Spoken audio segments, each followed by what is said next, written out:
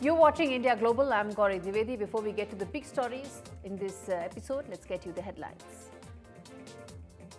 First up, protests spread across Canada over the new immigration policy. 70,000 foreign students face possible deportation from Canada. Bangladesh lifts the ban on Jamaat-e-Islami, the student wing of Jamaat-e-Islami as well. Bangladesh's largest Islamist party is now free to contest polls. Yunus government lifts the Hossain imposed ban on Jamaat-e-Islami and its student wing. There is a possible financial coup that may be taking place in Mali, or at least that's what the Maldivian president Muhammad Yunus is accusing the opposition of. Maldives police is probing alleged bid to topple Muhammad Yunus's government. Nationwide protests erupt in Pakistan over rising taxes and cost of living. Traders observe day-long strike to reverse the hikes put in place by the government. Meanwhile, Moody's has upgraded Pakistan's outlook to positive.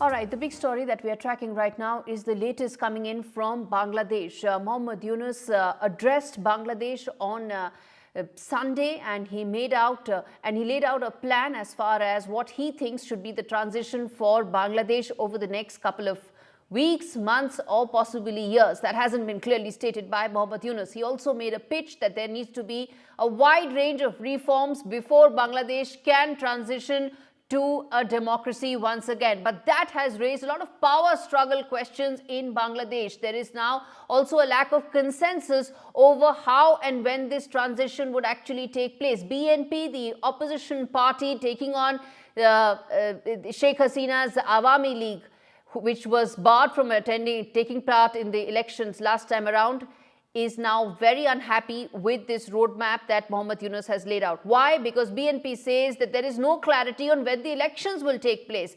Several sections in the BNP also are upset that Muhammad Yunus, who's supposed to be an interim head of the government only for a short transitory period, is now not putting in place the roadmap as to when that transition will be completed. So who knows, is it going to be weeks, months, or possibly even years? And that's going to cause friction between different political outfits going forward. In fact, BNP very categorically said that Muhammad Yunus's speech lacked the roadmap for transition that is needed, and what it will fuel is turmoil that is already taking place in Bangladesh and may continue going forward as well till this flux doesn't end. And in the interim, maybe to keep some other quarters happy, Bangladesh has lifted the ban on Jamaat-e-Islami, which was considered to be a very radical outfit under the previous administration, which was that of Sheikh Hasina. And now the Bangladesh's largest Islamist party is now free to contest elections as and when they take place, whenever they may take place. And that's our big debate today on India Global. How long will Yunus government's reform process take?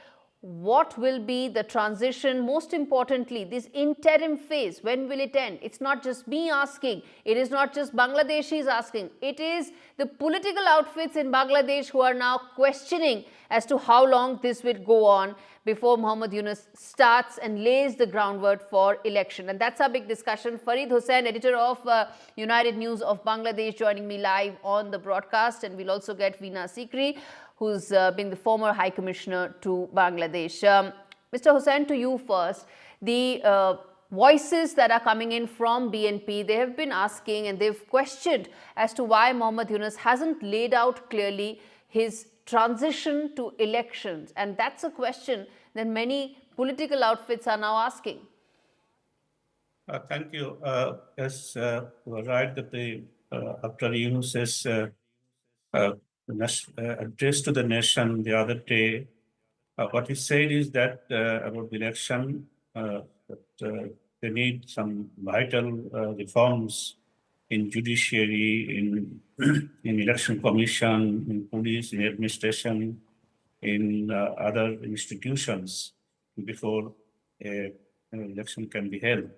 No, that is And true. Muhammad Yunus yeah, has and been then saying that. But what I'm that, asking yeah, you is, BNP is now asking, how long will this go on before elections can take place? It's now BNP, the largest opposition party, now the largest political outfit, asking Yunus, when will the elections take place? yeah, I know that BNP is saying that they need a clear roadmap, and but they are also saying that they are ready to give a reasonable time frame for Dr. Yunus to hold the election. But what they are asking is that Yunus should talk to the political parties and make it clear that the roadmap. But as I understand that they are raising this question, and also another large Islamic party, Jamaat Islami, they are also saying so. But So everybody that wants elections, but somehow election, Muhammad Yunus but is the one who doesn't want an election. Is that how one should read it? uh, Yunus has said that, well, when people will ask me to go, I will step down, will go. But then he has led it to the people. But the other hand, that when political parties are raising this question, that we need a clear roadmap, but I understand that they're still not pressing it too hard. Okay, They're Veena also saying Sikri, that, okay, hold your thoughts, sir.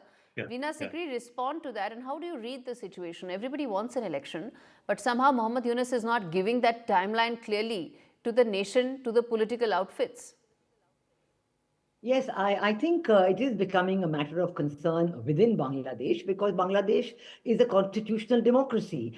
And in the constitution of Bangladesh, it is laid down about a parliamentary democracy, having elections regularly, and how these elections will be held.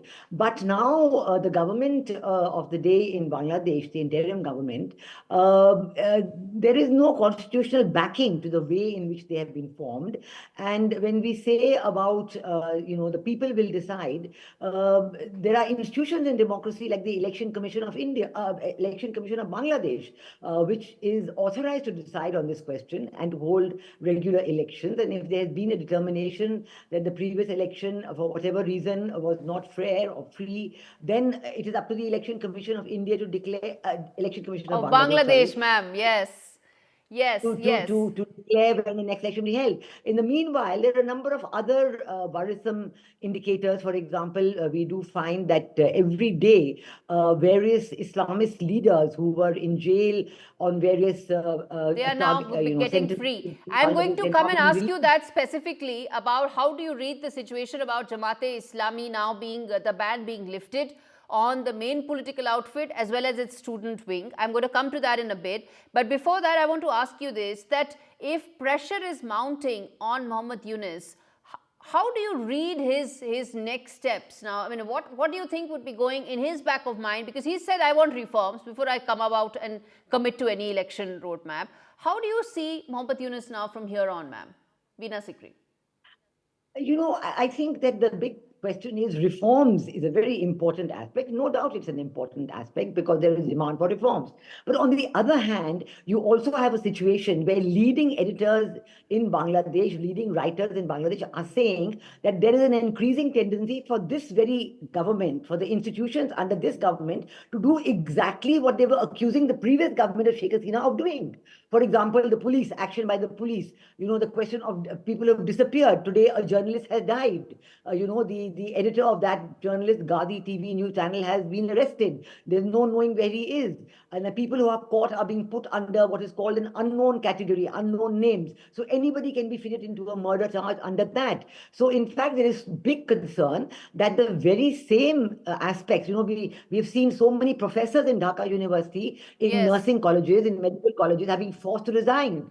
And now, is this constitutional? Is this democratic? These are exactly Yes. the same thing that the government Let me of the former Prime get Minister Farid was Hossain being to accused of. respond to that. Those are very serious and important observations, which is that is it just same wine in a new bottle, because Muhammad Yunus is also an unelected leader and he is resorting to some of the tactics that people allege the previous regime also used to indulge in. So where's the difference? Where's the big promise that was made to Bangladesh? Where does it stand? Farid Hussain. Not exactly. It's true that the way police are slapping murder cases against political leaders, including Sheikh Hasina, there have been criticisms about that, and there have been criticism that they are doing it very non-professional way, and they are doing it in an old way. The way Awami League has been accused of doing, they are doing it the same way, and there has been instances, that at least 34 cases, those who are actually filed against the BNP leader before Sheikh Hasina's resignation. The same cases have now been filed against the Awami League man. So these are the things. That many questions are being raised, and it's also. But one thing I tell you about the journalist, that woman journalist whose body was found, in a lake. Yes. That seems to be, according to police and the way we saw it in our Facebook post also, it seems to be a case of suicide. The family feud. She had problems. This is not about a specific person, sir. This is not about a specific person. No, it's about a larger trend that we are talking, larger trend. and it's about a disturbing pattern that seems to have emerged. That's the point. Go ahead, sir. I'll let you respond. Then I get into Veena Sikri. Yeah. But I'm just saying that to make it clear. I mean, that's still not clear whether it has any political connection. But what I say, there have been criticism. There have been criticism that some journalists, for example, that 7 journalists have been, cases have been filed on murder charges. Of the 7 journalists, some of them were very close to the Sheikh Hasina government. That's okay, but what the criticism is that they are being accused of murder. Yes, that could have indeed. been other, as I said, other, very other serious charges. These are Very serious charges. And there have been a call of release. Yes. Dropping the cases against journalists. And there have been concern raised. So these are the things. These are very serious allegations. And Veena Sikri, then let me ask you about the other very important development, which is the lifting of the ban. It is the largest Islamist party of Bangladesh. As and when elections happen, it is now free to contest. And there were some very serious charges that were leveled against Jamaat-e-Islami as well, besides being known to be an extremely radical outfit by several quarters. There were also allegations that it may resort to violence. It may have been involved in several acts of violence in the past. How do you see this development? This is a worrisome development, certainly, because I think the key factor to understand is that maybe it is the previous government under Sheikh Hasina that took the executive decision to ban the Jamaat-e-Islami, but the basis of that decision was a decision by the High Court of Bangladesh. And actually, the High Court of Bangladesh had debarred the Jamaat-e-Islami from taking part in political activity because the constitution of the political party, Jamaat-e-Islami, was not in consonance with the constitution of Bangladesh.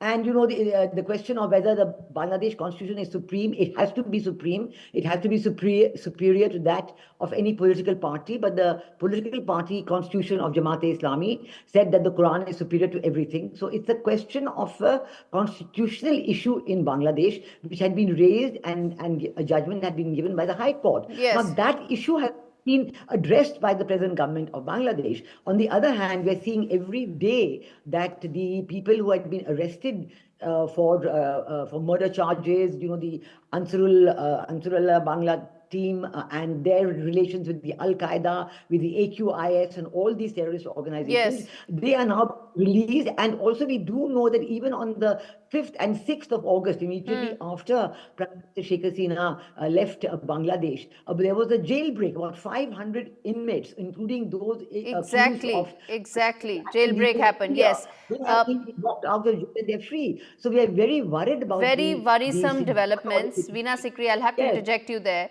Quick 30 seconds, Farid Hossain, I'm completely out of time. Do you see BNP escalating this into a larger protest to ensure that elections happen sooner than later? I think they will wait for another couple of months, and before they go into a big protest or any put pressure on Yunus. Same with the Jamaat Islami, Jamaat Islami, we talked to the Amir, yesterday. Yes. So they are prepared to give some time, but he said it should not be more than a year. Okay, so at least the transition could be almost a year, or it may be at least a couple of months. 5th of August is when Sheikh Hasina fled Bangladesh, and now it seems that the flux in Bangladesh continues. Appreciate both of you for joining me. In fact, Veena Sikri, stay with us. We slip into a very short break. We come back on the other side and talk more about the students that are expected to go to Canada and Australia after the changes that their governments have made. What happens to their plans? We talk more on that. Stay with us.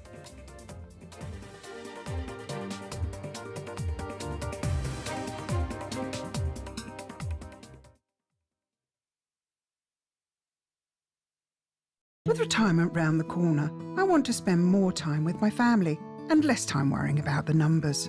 Which reminds me. Welcome to British Seniors, the UK's #1 rated provider of over 50s life insurance. Hi, I'd like a quick quote. No problem. We're proud to offer our seniors lifetime guarantee. With 100% of claims having been paid, we guarantee your premiums will never go up and that you'll speak to one of our specialists in the UK. UK residents aged 50 to 80 are guaranteed to be accepted. Depending on your age, your loved ones can get a cash payout up to £10,000. And that money could help with funeral costs or even as a gift for the grandkids. I'll do it. Plus, when you sign up, you'll receive a free £125 gift card and free 24/7 GP advice and health services. You got them all right. That's amazing. Be proud to protect your loved ones with British Seniors. To get a free quote today, call our UK team on 0800 977 5808 or visit britishseniors.co.uk. Ever wondered if there's a better way to explore Europe? Or whether you'll ever grow tired of waking up to views like this? Ever wondered what inspired history's most revered artists? Or which new local delicacy you might choose on board each evening? With a superior drinks package included on all our luxury European river cruises, ever wondered what you'll raise a glass to first? Wonder no more. Book today with Riviera Travel and stay forever curious. Selfies with the ultimate flex. Get the iconic new Samsung Galaxy Z Flip 6. It zooms in and out for you. With new auto zoom. All on the UK's best network for 10 years. So you can elevate your selfies. No wonder Samsung owners choose EE. Buy now and save £576 when you trade in. Greetings, wonderful people of Britain. I'm Tom Allen, and it's my pleasure to declare delivering good news is a daily routine with People's Postcode Lottery. Curious on how it works? Well, prick up your ears and let me explain. Enter with your postcode to play. Own it, rent it, doesn't matter. Winning postcodes are announced every day with a whole host of delightful prizes that could be won by you and your neighbours. And in our September draws, you could win a share of £18.5 million. It costs £12 for a monthly subscription that guarantees you entry into all draws every month, aside from winning. Take pride in knowing you're playing your part for charities, with players having raised over £1.3 billion so far. Want to find out more or join? Then why not hop onto our website or dial our digits for a chit-chat. Sign up before midnight on the 31st of August. You never know, good news could be delivered to your postcode. To in another room or another place.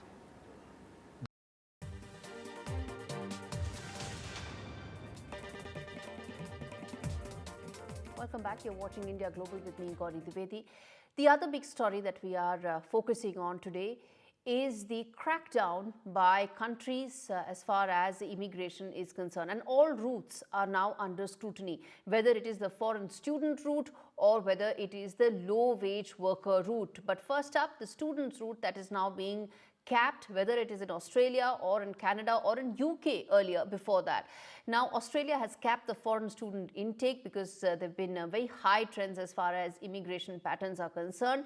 And Canada has also capped the temporary foreign workers amidst high unemployment. As I said, there are two aspects to this larger discussion and larger debate that we are having, which is that why is it that there is now a global trend as far as immigration is concerned, and capping that whether on the foreign students bit or on the other as far as foreign workers is concerned. But the students bit is not so simple. Universities are also going to struggle and they're going to suffer. Australia's Victoria Treasurer Tim Pallas in fact warns that if there is a cap, he said that a cap on international students, if it happens, is going to have a very significant impact on the economic growth of Australia. You can see that on your screens, where he's very categorically said that he's not going to sugarcoat it, just how significant that impact would be on jobs, business environment, growth. It could be all pervasive impact as far as the cap on international students is concerned for universities. Their financial health will be in trouble,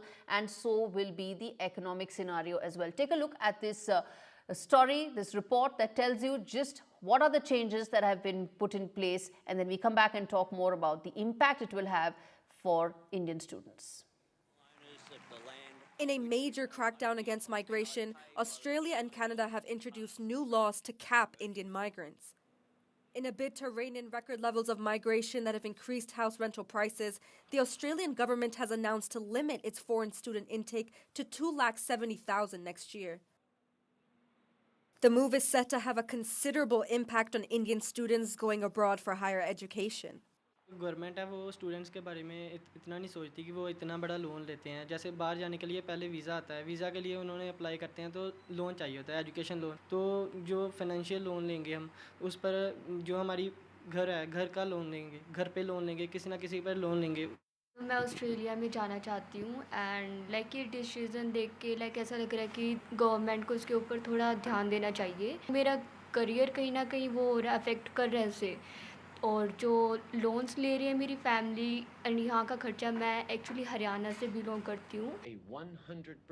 In an unprecedented move, Canadian Prime Minister Justin Trudeau has also announced to tighten the rules around the temporary foreign worker program.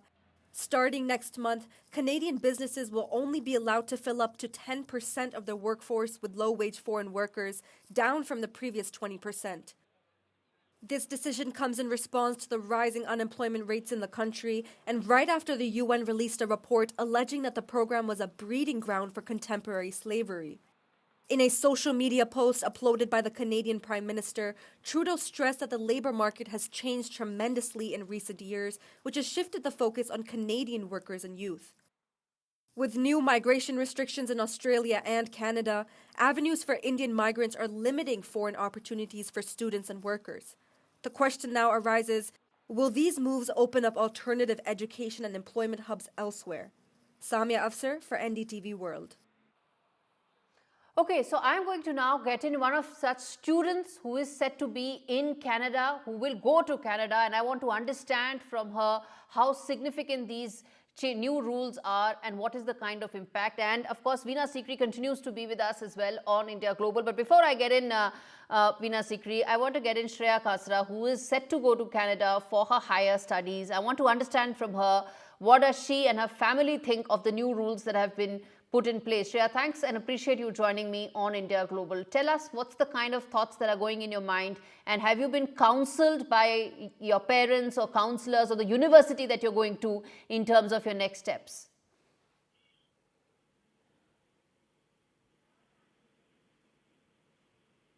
Hi. Yeah, go ahead.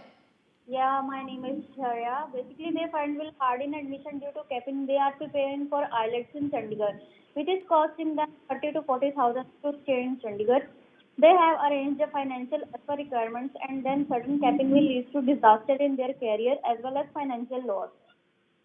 You will find hard admission in Australia. Has the university told you anything in terms of the new rules that have come in place and how much they will impact, if at all they will impact you? मैं तो Punjab board से हूँ. मैंने Australia के लिए apply करना था study visa, but IELTS में पीटी ने भी मैंने 25 से 30,000 का लगा दिए हैं. आप जा पा रहे हो एग्जैक्टली कौन सी यूनिवर्सिटी जा रहे हो? मैं एक्चुअली मैंने यूनिवर्सिटी करी थी. एक second. Okay Shreya, I am going to come back to you. आप देखो एक सेकेंड अपने सारे details, but Veena Sikri, as we speak to Shreya, the fact is there are many like Shreya Kasra who are set to or looking to go to Canada and Australia for a better life, maybe for better education opportunities, but also for better employment opportunities. What happens to all of them? Yes, well, I think the point to understand is that the reason why governments like Canada and Australia have been making the situation attractive for students from countries like India is because there's a requirement for such students. First thing is the universities themselves are geared up for accepting a very much larger number of foreign students that is now being allowed. And these universities have developed and grown on the basis of taking a higher intake of foreign students. And the economies of these universities will be affected. Secondly, the economy of Canada and Australia themselves, because these economies are geared up to having comparatively low-income people looking for low-income jobs for people fresh out of universities in Australia and Canada who are allowed to stay on and work for a short while. But now, under these new rules, we say, for example, in Canada, there's a triple whammy. First of all, the amount of money you have to have in your bank in order to apply for a foreign scholarship has been increased from 10,000 Canadian dollars to 20,000 Canadian dollars and more. Secondly, the number of students placed positions on offer in Canadian universities is down from more than 400,000 to about 300,000. And finally, this latest one, that even the ability or the permission to Canadian companies to employ these students after they finish the student, it has gone down. So now these students are in a limbo. Why would they go there if there's so much uncertainty? But then it'll affect the economy of that country as well, because they need these workers, and these Veena countries Sikri, are do all... you expect the government to weigh in on this in any matter, in any manner? Do you expect the government to weigh in? Well, I think firstly, government will certainly be looking at it to see whether it is, specific for countries like India, or is it a general rule that they have adopted. I think in Canada particularly, you can see that the elections are coming up, and Prime Minister Trudeau is obviously gearing up for that and trying to make out that he is very stern on preventing immigration and so on and so forth. He's playing a ploy for his next election. That seems to be very clear. I think that the government would look at it in terms of, freedom of choice for Indian students wanting to go abroad, and enough notice given to them to make full use of the opportunities available in these foreign universities. So you expect a kind of a time of transition. You have a 2-3 year period for students who are currently applying, rather than being faced suddenly with this, like this young girl was saying, she's suddenly being faced with this charge of not being able to go and not having a job. Absolutely. So she has taken a huge loan. Other people have taken huge financial loans. So there is a huge financial cost attached to it. Add to it the uncertainty and the unexpected challenges that these students will have to face. I'll have to leave it there. Veena Sikri, appreciate you joining us on India Global. And with that, it's a wrap on this edition. Thanks so much for watching.